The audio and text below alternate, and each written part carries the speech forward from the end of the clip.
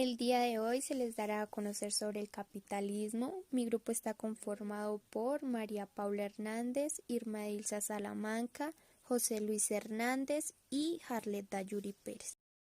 El proceso de transición del feudalismo al capitalismo comienza con el mercantilismo del Renacimiento. Este se caracterizó por la posición dominante del humanismo y se origina en el siglo XV.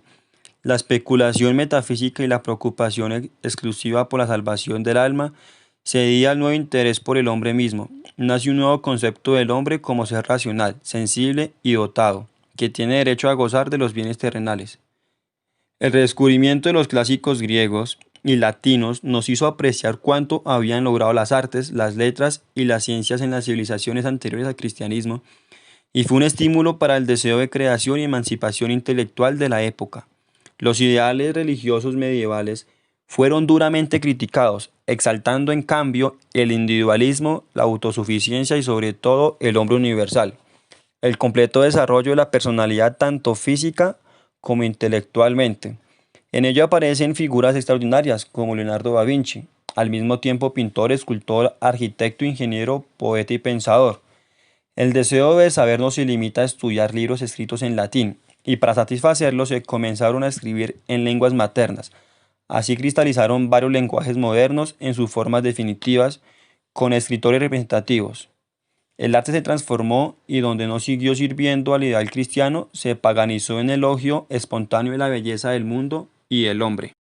La pintura, la arquitectura, la escultura, así como las artes menores, como la orfebrería, la joyería, la tapicería, el grabado, la cerámica, etc., alcanzaron un florecimiento inigualable, existiendo una muy alta valoración de la industria y la artesanía. El conocimiento antiguo en matemáticas, astronomía, física y medicina revivió con los científicos. La invención de la imprenta permitió una amplia difusión de ideas. Los descubrimientos marítimos expandieron la geografía. Copérnico y Galileo fundaron la astronomía moderna, mientras Francis y René Descartes expusieron el método científico experimental. Los primeros centros de renacimiento fueron las ricas ciudades, Estado de Italia, con cuya cultura establecieron contacto directo con otros pueblos europeos. Además de esta influencia en cada país, el Renacimiento se desarrolló con sus propias características nacionales. En Alemania y Holanda, el humanismo tomó un rumbo muy diferente, del culto a la belleza y la alegría de vivir en Italia, inclinándose más hacia el comercio, la industria y la interpretación personal de la Biblia, que llevó a la reforma y ruptura con la Iglesia Católica. A raíz de ello nacía un mundo nuevo. El tránsito del régimen feudal operó en un doble sentido. El productor se convirtió en comerciante y en capitalista, en oposición a la economía natural y la artesanía gremial ligada a la industria urbana de la Edad Media, un camino verdaderamente revolucionario. O el comerciante se apodera directamente de la producción o el noble la hace. A los tejedores, a pesar de ser independientes, venden su lana y compran tela. No contribuye en sí mismo a revolucionar el antiguo régimen productivo, sino que lo preserva y lo mantiene como premisa. En 1589 se fundó una verdadera academia para nobles. La educación caballeresca ya no sirve y el noble se convierte en cortesano. Es la forma del gobierno monárquica que caracteriza la transición del sistema feudal al capitalista, que se extiende desde el Renacimiento o la Revolución Industrial, y la teología y la dialéctica son de poca utilidad. La contabilidad no estuvo ausente de esta revolución del conocimiento. Pocos años después de la invención de la imprenta, se publicó el primer trabajo contable en 1494, que no fue el primero en escribirse. En 1573 se publicó el primer trabajo contable, cuyo autor italiano Benedetto Rangel había terminado de escribir en 1458. Es un pequeño libro con instrucciones para la práctica del oficio que abordan la contabilidad breve y explícitamente, explicando claramente el uso del método de doble entrada y el uso de 3 libros. En día de ello, no hay evidencia de que Paciolo haya indicado que él fue el autor del método de contabilidad de doble entrada. Por el contrario, afirma textualmente que siguió el método utilizado en ese momento en Venecia. El método actual, la contabilidad a doble entrada, es que se basó en el trabajo de Benedetto, quien se sabe que vivió 30 años antes de que Paciolo publicara el libro. El propósito de Paciolo era diseñar un sistema contable para brindarle al comerciante información oportuna sobre sus activos y pasivos. La verificación de que logró esto, el objetivo se ve confirmado por el hecho de que solo se han realizado unos pocos cambios en los principios de su método. Las dos bases fundamentales del mercantilismo fueron el crecimiento de una economía monetaria y el surgimiento de estados nacionales durante el siglo XVI. La acuñación de moneda europea aumentó al menos 10 veces y de 1550 a 1650 el nivel general de precios en Europa aumentó un 300%, dando un lugar a la famosa revolución de precios. Por ello, a principios del siglo XVI, la actividad contable comienza a florecer tanto en el ámbito académico como en la práctica profesional. Académicamente hubo un crecimiento en las escuelas especiales de contabilidad, donde se enseñó el método veneciano de contabilidad, que era utilizando el método memoria para aprender el registro de cada transacción.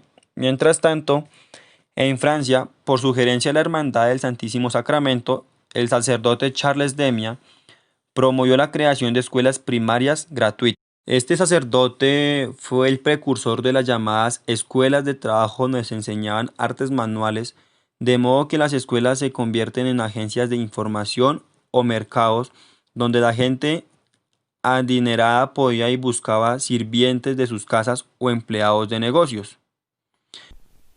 El capitalismo en la contabilidad. El camino hacia el capitalismo surgió a partir del siglo XVIII, donde fue allanado gracias a la filosofía del Renacimiento y de la Reforma, y que fueron movimientos que facilitaron la aparición de los modernos estados nacionales.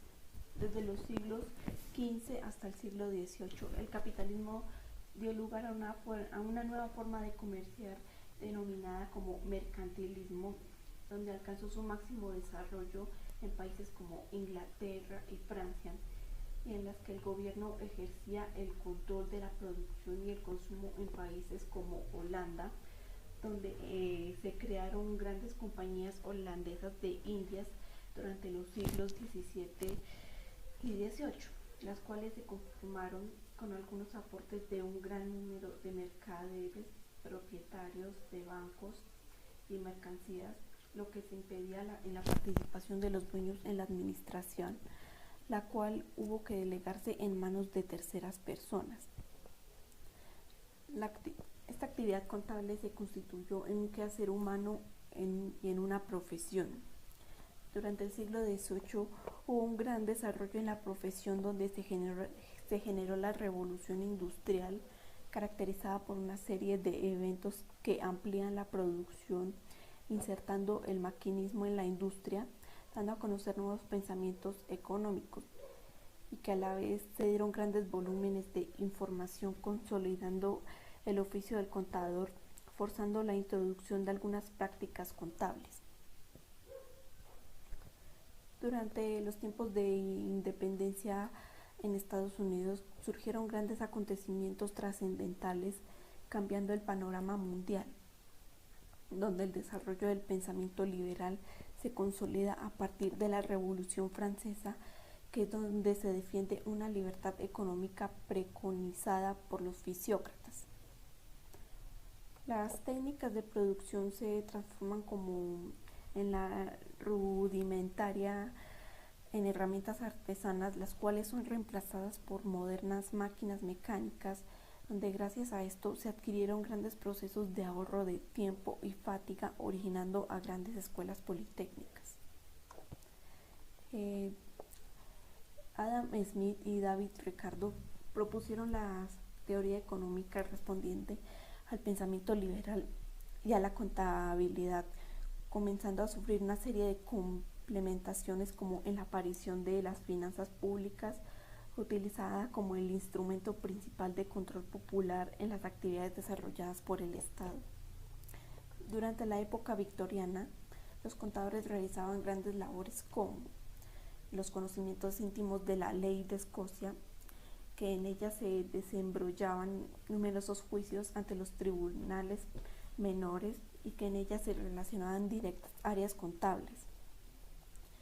También los contadores empleaban con frecuencia los procesos judiciales en casos como en las intervenciones específicas de los acuerdos legislativos que se llevan a cabo en Escocia, como en los procesos de evaluaciones y ventas y en los procesos de cálculos e inventarios.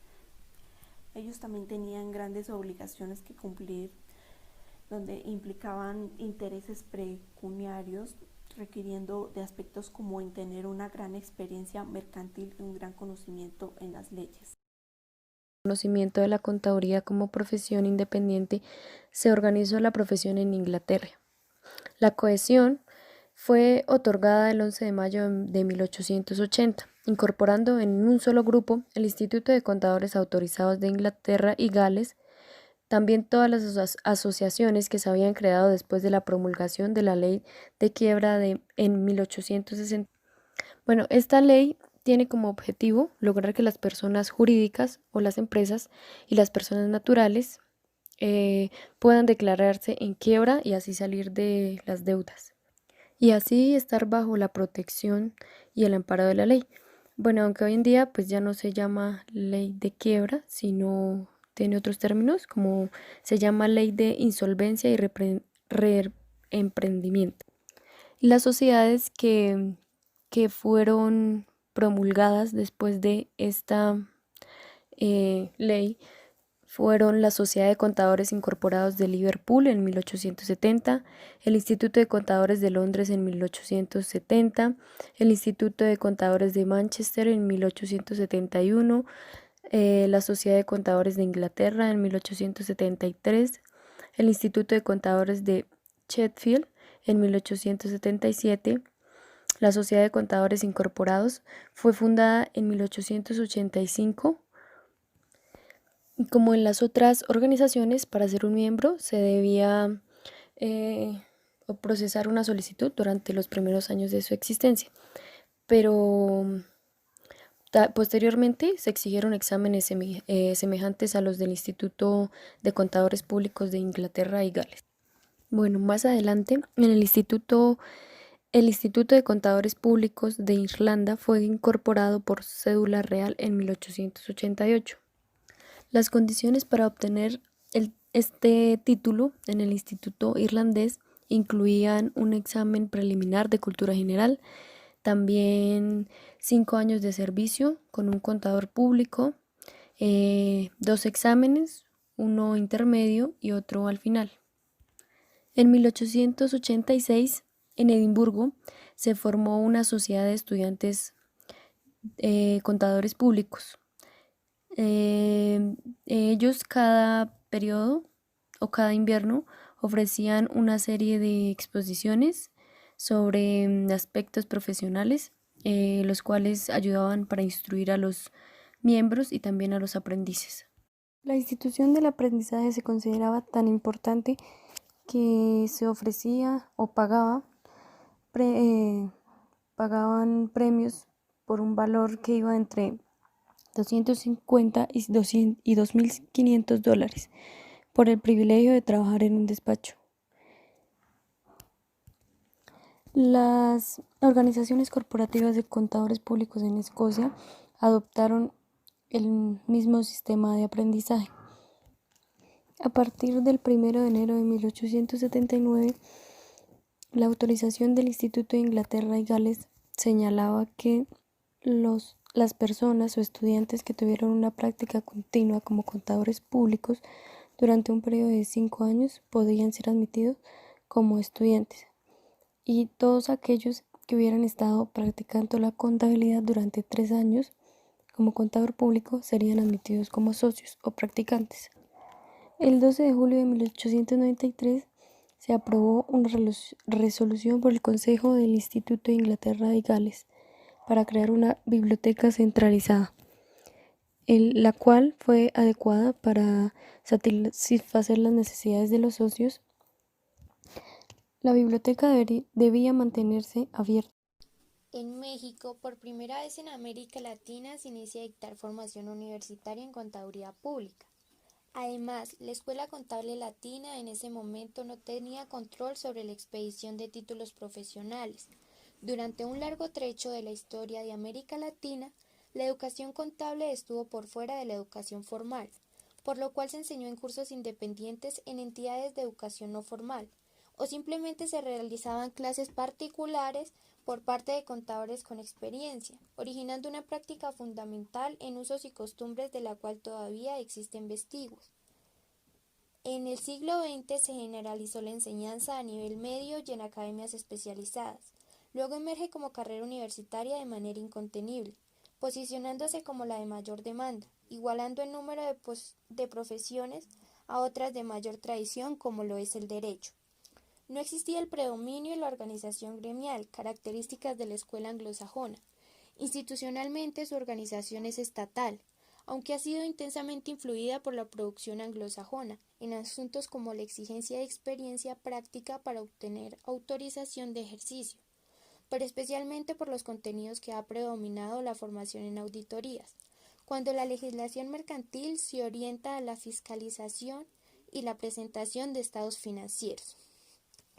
Este fue el origen de la educación contable, que a partir de la Revolución Industrial se separa en dos escuelas fundamentales, la anglosajona y la latina, y la forma como entran a constituirse en una disciplina académica. En el siglo XXI se ve influenciada por tres pilares fundamentales. El primero se refiere a la tecnología a través del impacto que genera el aumento de la velocidad de transacciones financieras. El segundo es la complejidad y globalización de los negocios. Este requiere nuevos métodos para la presentación de informes y por último la formación y educación, la cual busca que el contador domine el lenguaje de los negocios.